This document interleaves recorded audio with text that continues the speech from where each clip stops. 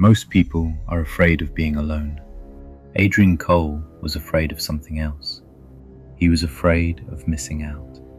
Missing out on friendships, experiences, conversations, possibilities.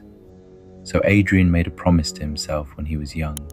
He would never let people pass through his life unnoticed. He would meet everyone, know everyone, connect with everyone. And for a while, it looked like he was succeeding. His phone never stopped buzzing. Hundreds of contacts, thousands of followers, endless invitations, endless conversations. Every week there was someone new, a new friend, a new group, a new connection. People admired him. They said he knew everyone. They said he was never alone. And they were right. Adrian was never alone, but he was never close to anyone either. At first, he didn't notice, because collecting people felt exciting. Every new friendship came with possibility. Every new conversation felt important. But there was a strange problem. The more people entered his life, the less space there seemed to be for the old ones. Calls went unanswered. Messages stayed unread. Birthdays were forgotten. Promises disappeared. Not because Adrian was cruel, because he was distracted, always looking toward the next person, the next opportunity, the next connection.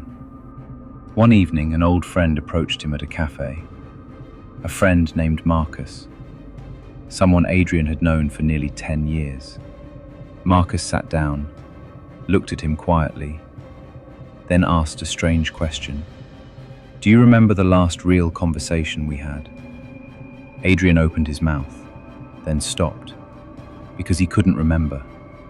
Marcus smiled sadly. "That's what I thought."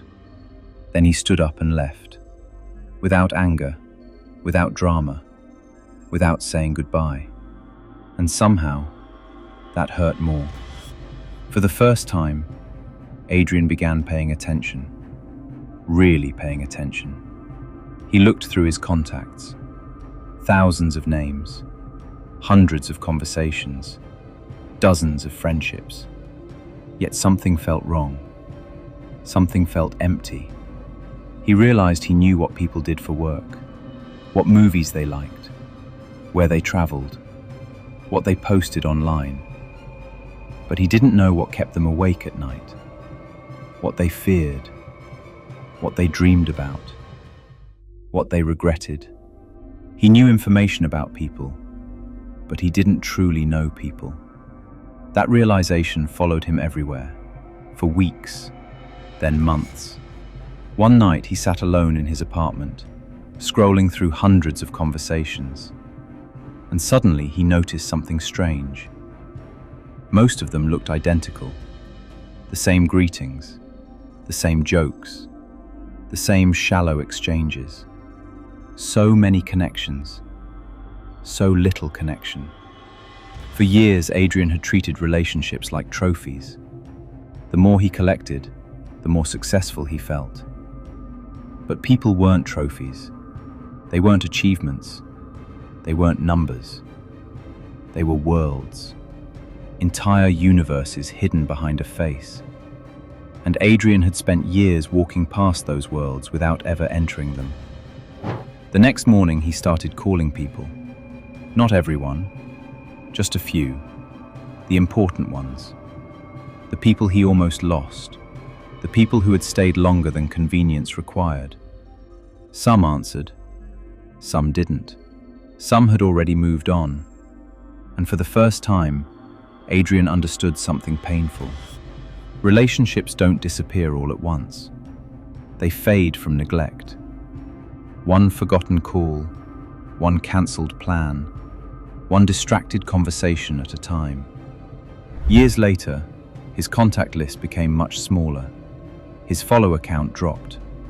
His social calendar became quieter. Yet he felt richer than ever, because he finally had something he never had before: depth. The truth is, many people spend their lives collecting people, collecting followers, collecting contacts, collecting attention. But the happiest people rarely have the largest collections. They simply know who matters and make sure those people know it too.